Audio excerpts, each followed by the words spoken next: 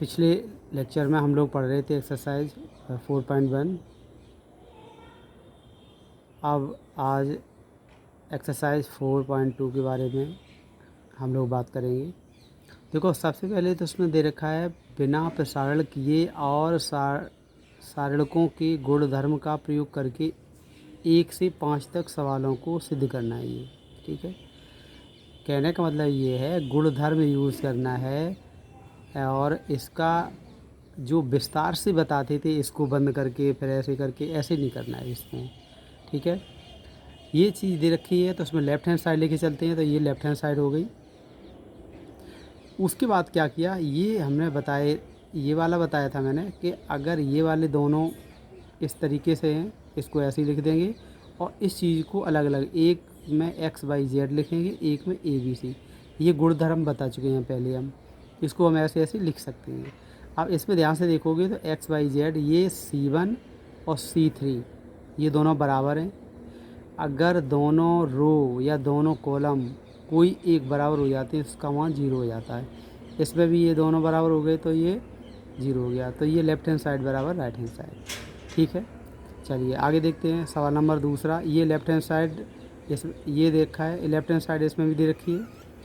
इसमें हम इस प्रकार से जोड़ भी सकते हैं, आर को भी यूज़ कर सकते हैं, रो को कॉलम को दोनों को यूज़ कर सकते हैं।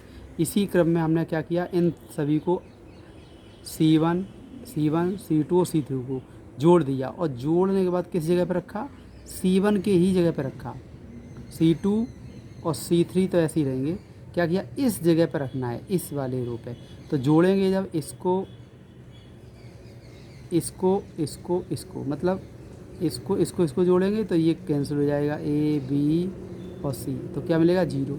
इस प्रकार इसको जोड़ेंगे, इसी प्रकार जोड़ना है ना, C1 C2 और C3 टोटल को जोड़ना है। तो ये वाले भी कैंसिल हो जाएंगे और ये वाले भी तीनों कैंसिल हो जाएंगे, 0 आ जाएगा।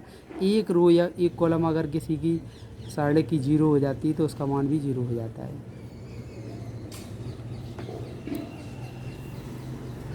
इसका मान 0 कर इसको ये जोड़ेंगे तो 0 0 हो जाएगा।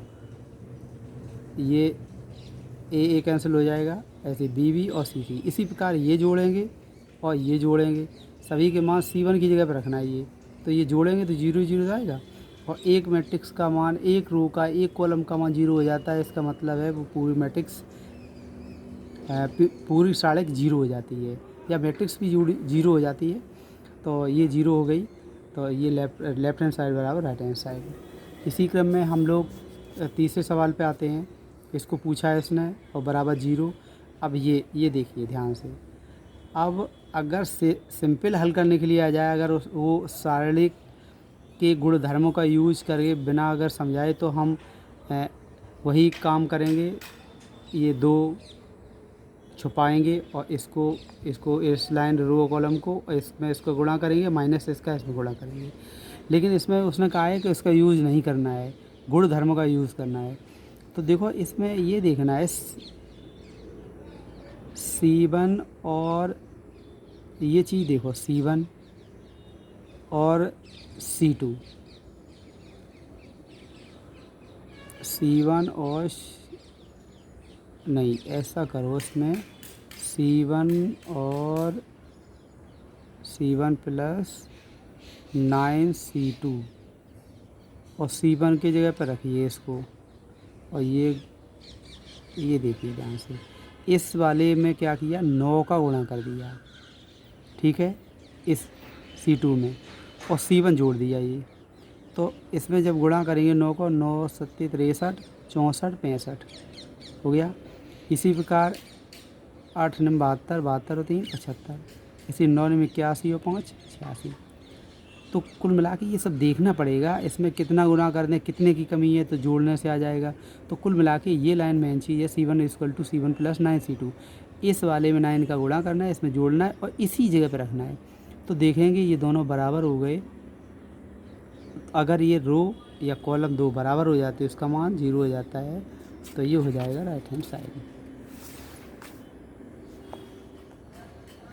प्रश्न नंबर 4, इसमें भी यही पूछा है, लेफ्ट हैंड साइड बराबर राइट हैंड साइड निकालनी है। लेफ्ट हैंड साइड लेकर चल रहे हैं हम लोग। अब इसमें गुणा कर ही सकते हैं आराम से, कोई परेशानी नहीं होगी। उसके बाद इसमें C2 की जगह पे C2 और C3 को जोड़ के रखा है बस। देखो ये तो पहले से रखा है ये वाला, और इसको जोड़ेंगे तो यही तो मिलेगा। फिर इसमें इसको जोड़ेंगे, गुणा कर दिया केवल, यही तो रखेंगे। फिर इसमें इसको जोड़ेंगे तो यही तो मिलेगा। अब इन सभी में देखो ये चीज़ क्या है, AB plus BC plus C common ले लिया तो 1 1 आएगा ना कॉमन में।